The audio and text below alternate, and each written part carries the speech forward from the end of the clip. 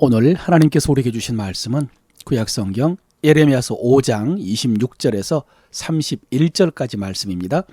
내 백성 가운데 악인이 있어서 새 사냥꾼이 매복함같이 지키며 더슬로와 사람을 잡으며 새장의 새들이 가득함같이 너희 집들의 속임이 가득하도다. 그러므로 너희가 번창하고 거부가 되어 살찌고 윤택하며 또 행위가 심히 악하여 자기 이익을 얻으려고 송사 곧 고아의 송사를 공정하게 하지 아니하며 빈면의 재판을 공정하게 판결하지 아니하니 내가 이 일들을 대하여 벌하지 아니하겠으며 내 마음이 이 같은 나라에 보복하지 아니하겠느냐. 여호와의 말씀이니라. 이 땅에 무섭고 놀라운 일이 있도다. 선지자들은 거짓을 예언하며 제사장들은 자기 권력으로 다스리며 내 백성은 그것을 좋게 여기니 마지막에는 너희가 어찌하려느냐. 아멘. 오늘 이 말씀을 통해서 성령께서 하나님의 음성 들려주시고 여러분이 그 말씀을 묵상할 때에 마음이 뜨거워지시기를 바랍니다. 오늘 본문에서 가장 눈에 띄고 귀에 쟁쟁거리는 말씀이 30절입니다. 이 땅에 무섭고 놀라운 일이 있도다. 이 땅에 무섭고 놀라운 일이 있도다. 정말 무서운 말씀이 아닐 수 없습니다. 그러나 이 무서운 말씀을 묵상해야 우리가 무서운 일을 당하지 않을 수가 있습니다. 여러분, 요즘 우리 사회에 어떤 일이 무섭고 놀라운 일입니까? 일본이 후쿠시마 오염수를 바다에 방류하는 일입니까? 장마요 홍수의 기후위기의 소식입니까? 요즘에 쏟아지고 있는 영아 살해 시신 유기 뉴스입니까? 아니면 금리, 물가, 공공요금, 무역수지 저조, 주가 하락 등등의 경제 위기에 대한 소식입니까? 오늘 본문 속에도 무섭고 놀라운 일이 기록되어 있습니다. 먼저 그 땅에 기근이 있었다고 했습니다. 비가 오지 않은 것입니다. 그래서 농사를 짓지 못해서 흉년이 들었습니다. 여러분, 이스라엘 땅은 지형이나 토질이 물을 가둬두지를 못합니다. 강이 별로 없습니다. 그래서 가을이 지나면서 이른 비가 내려야 씨를 뿌릴 수가 있고요. 그리고 봄에 늦은 비가 내려야 그 곡식이 열매를 맺을 수가 있습니다. 이른 비와 늦은 비가 필요합니다. 그런데 지금 그 땅에 이른 비와 늦은 비가 내리지 않아서 흉년이 든 것입니다. 여러분, 비가 내리지 않았을 때에 농부들이 얼마나 속이 탔을까요? 현실적으로 무서운 일입니다. 여러분, 이스라엘 백성들이 바알을 숭배했던 표면적인 이유가 이것입니다. 바알이 가나안 땅에서 비를 주관하는 신으로 알려졌기 때문입니다. 그래서 비를 내려달라는 마음으로 바알 신전에 가서 음란한 제사를 드렸는데 그런데 기근이 든 것입니다. 이에 대해서 하나님께서 이렇게 말씀하셨습니다. 너희 마음으로 우리에게 이른 비와 늦은 비를 때를 따라 주시며 우리를 위하여 추수 기한을 정하시는 우리 하나님 여호와를 경외하자 말하지도 아니하니 너희 허물이 이러한 일들을 물리쳤고 너희의 죄가 너희로부터 좋은 것을 막았느니라. 예, 그 땅에 이른 비와 늦은 비를 주시는 분은 여호와 하나님이셨습니다. 이렇게 하나님께서 때를 따라 비를 내려서 파종하기에 적당하게 하시고 추수하기에 적당하게 하셨는데 그런데 그들은 하나님을 경외하지 않고 엉뚱하게도 바알 신전에 가서 음란한 제사를 드렸으니까 하나님께서 하늘의 비를 물리치고 열매 맺는 것을 막으셨다고 하십니다. 이것이 무섭고 놀라운 일입니다. 그런가 하면 악인들이 사냥하듯이 올무를 놓아서 사람들을 속여서 거부가 되고 살찌고 윤택하며 또 가난하고 어려운 사람들의 재판을 공정하게 판결하지 않으므로 자기 이익을 얻은 일들이 많았습니다. 그렇게 되면 하나님께서 벌을 내리고 보복하신다고 했는데 그런 죄악이 가득했던 것입니다. 사회적인 죄악이죠. 이 일들도 놀랍고 무서운 일이라고 할 수 있습니다. 그런데 오늘 본문에서 하나님께서 진짜 놀랍고 무서운 일이라고 하신 것은 31절입니다.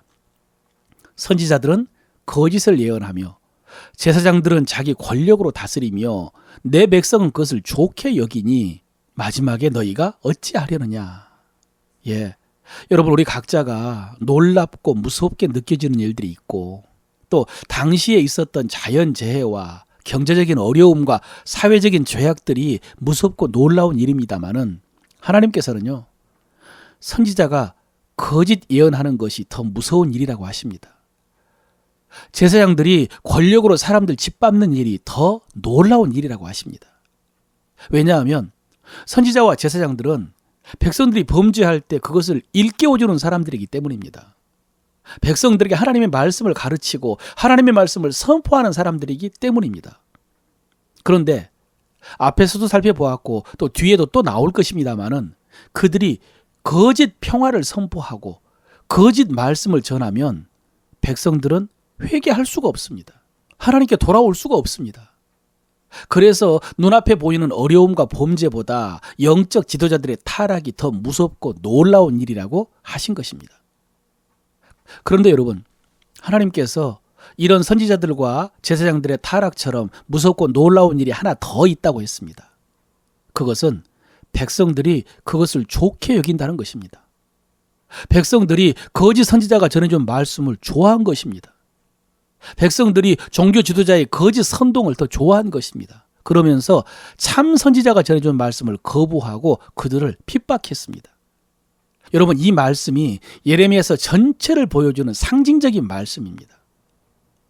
예레미야는 하나님의 말씀을 전하고 왕과 고관들과 제사장들과 백성들은 거짓 선지자가 전하는 말씀을 듣고 예레미야를 핍박한 것입니다.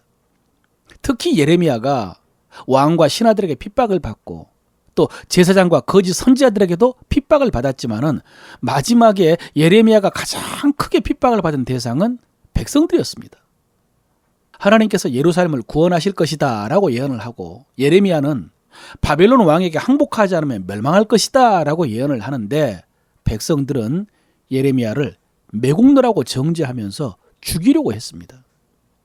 여러분, 앞서 말씀드린 것처럼 거짓 말씀을 전한 영적 지도자들의 책임을 부인할 수가 없습니다. 그것은 정말로 무서운 일입니다. 하나님께서 그들의 책임에 대해서 그들의 받을 심판에 대해서 많이 말씀하셨습니다. 그런데 백성들이 그런 거짓 말씀을 좋게 여기는 책임도 부인할 수가 없습니다. 백성들이 그런 거짓 선지자들을 좋아하는 책임도 부인할 수가 없습니다.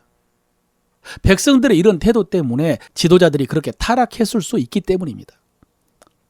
여론이라고 하죠. 백성들이 좋아하는 것이 지도자들에게 영향을 미칩니다. 지금 거짓 선지자들이 그냥 거짓 환상을 보고 거짓 말씀을 전한 것이 아닙니다. 그들이 백성이 좋아하는 것을 알고 그들의 구미에 맞는 말씀을 전하려고 했기 때문에 악한 영들이 거짓 환상도 보여주고 거짓 음성도 들려준 것입니다. 여러분, 오늘날 우리나라 상황을 보아도 그렇지 않습니까? 정치 지도자들이 분명한 비전과 바른 가치관을 따라서 국정을 운영하고 정치하는 것이 아니라 여론의 노예처럼 매여 사는 것 같습니다. 지지자들이 우상이 되어버린 것 같습니다. 그런데 더 문제는 영적인 지도자들이라고 했죠.